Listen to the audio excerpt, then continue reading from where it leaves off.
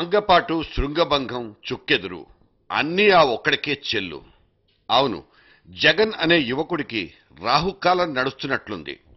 తుపానులా విరుచుకుపడుతున్న CBI తాకిడి నుంచి తప్పించుకోవడం కోసం స్పెషల్ లీవ్ పిటిషన్ దాఖలు చేసుకుంటే దాన్ని కూడా సుప్రీంకోర్టు కొట్టిపారేసింది.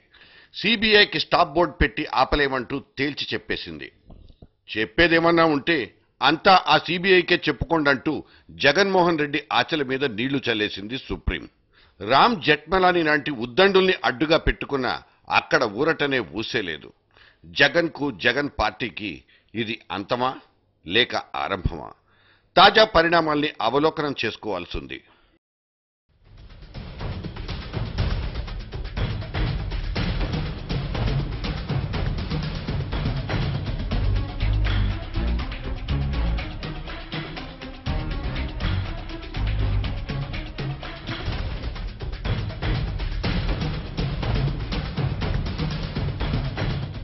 గత 48 గంటల నుంచి జగన్ గురించి వినిపిస్తున్న రెండు విషయాలు ఆసక్తికరంగా మారాయి.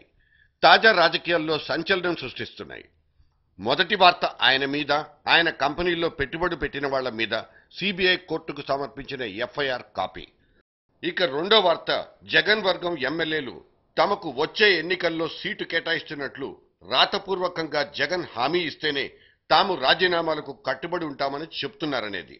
మొదటి వార్తకు సంబంధించిన ఒక కాపీ జర్నలిస్ట్ డైరీ దగ్గర కూడా ఉంది.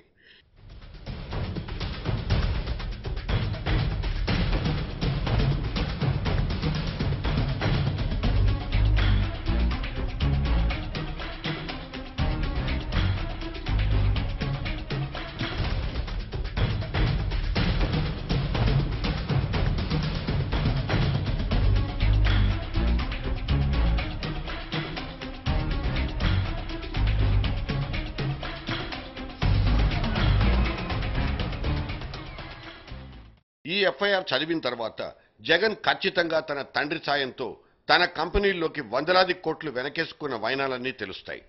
ఇవాల్టి పేపర్లు ఇప్పటికే ఈ వార్తల్ని బ్యానర్లలో బోలెడంత రాసిపారేశాయి. అయితే అధికారికంగా సిబిఐ దీన్ని విడుదల చేయలేదు కాబట్టి మా చేతిలో ఉన్న ఎఫ్ఐఆర్ ప్రాతిపదికన వ్యాఖ్యానాలు చేయడం బేసబబే అవుతుంది. ఇక జగన్ కంపెనీల్లో పెట్టుబడులు పెట్టి ప్రయోజనాలు పొందిన వాళ్లు జైలు ఊచలు లెక్క పెట్టాల్సిందేనంటూ వస్తున్న వార్తల్లోకి వెళ్దాం.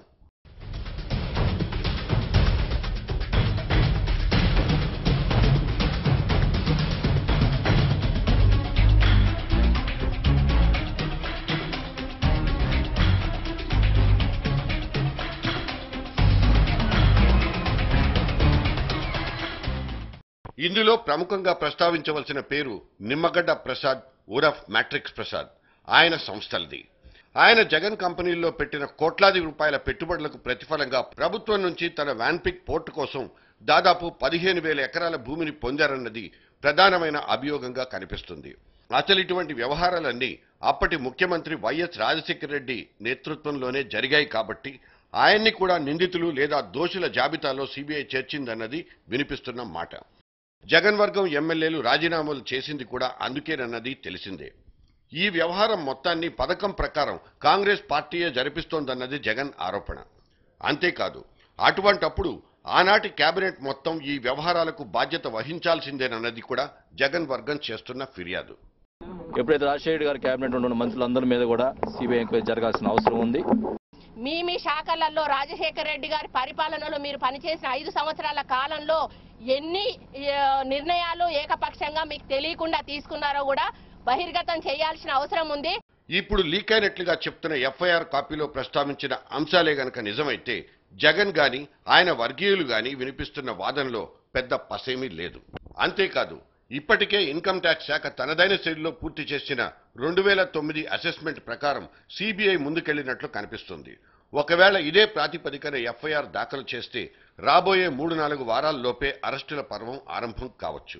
ఒకవేళ ఇదే జరిగితే మన రాష్ట్రంలో జరిగిన అతిపెద్ద కుంభకోణంగా దీన్ని పేర్కొనవచ్చు.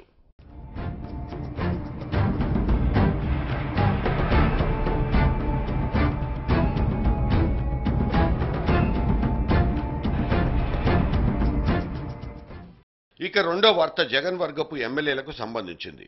మొన్నటికి మొన్న హుటాహుటిన వాళ్ళంతా రాజీనామాలు చేసి హడావుడిగా ఫ్లైట్ ఎక్కి తిరుపతి వెళ్లి అక్కడి నుంచి వైఎస్ సమాధి ఉన్న ఇడుపులపాయకు వెళ్లడం ఒక సంచలనం.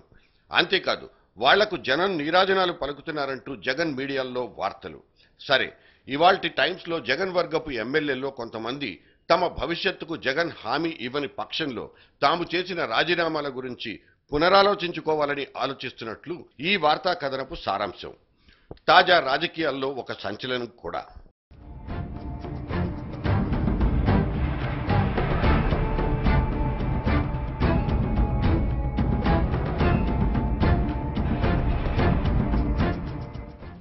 ఎమ్మెల్యేల ఆలోచనల్లో పెళ్లిబుకుతున్న ఈ ధోరణి చూసి జగన్ కోపం తెచ్చుకున్నారనే విషయం కూడా ఇదే వార్తా కథనంలో ప్రస్తావించారు. దీనికి తోడు ఇతరత్రా పత్రికల్లో జగన్ గురించి వచ్చిన వార్తలు చూస్తే ఇక ఆయన భవిష్యత్తులో ఏదైనా చేయగలడనే నమ్మకాలు పెట్టుకున్న వాళ్లకు నిరాశే మిగులుతుంది. ఇప్పటికిప్పుడు ప్రభుత్వానికి ఎలాంటి డోకా లేకపోయినా అటు ముఖ్యమంత్రి కిరణ్, ఇటు పిసిసి అధ్యక్షుడు బొత్స సత్యనారాయణ ఇద్దరూ పాతవాళ్లను వెనక్కి తిరిగి తెచ్చుకోవడంతో పాటు కొత్త వాళ్ళెవరూ జగన్ క్యాంపుకు వెళ్లకుండా కట్టుదిట్టమైన ప్రయత్నాలు మొదలుపెట్టారనేది మాత్రం నిజం. ఇక సిబిఐ ఇచ్చిన ప్రాథమిక నివేదికలోని అంశాల ఆధారంగా జగన్ వ్యవహారాలు బయటపెట్టి అతన్ని బాగా ఇరుకున పెట్టాలనేది కాంగ్రెస్ వ్యూహంగా కనిపిస్తుంది. ఇవన్నీ చూసిన తర్వాత ఒక్క విషయం మాత్రం ఖరాఖండిగా చెప్పొచ్చు. సిబిఐ జగన్ అతని కంపెనీల మీద పకడ్బందీగా ఉచ్చు బిగించేసింది. ఇక ఆయన దీని నుంచి తప్పించుకోవడం దాదాపు అసాధ్యమే. ఇది అంతానికి ఆరంభమా లేక ఆరంభానికే అంతమా? Testing times.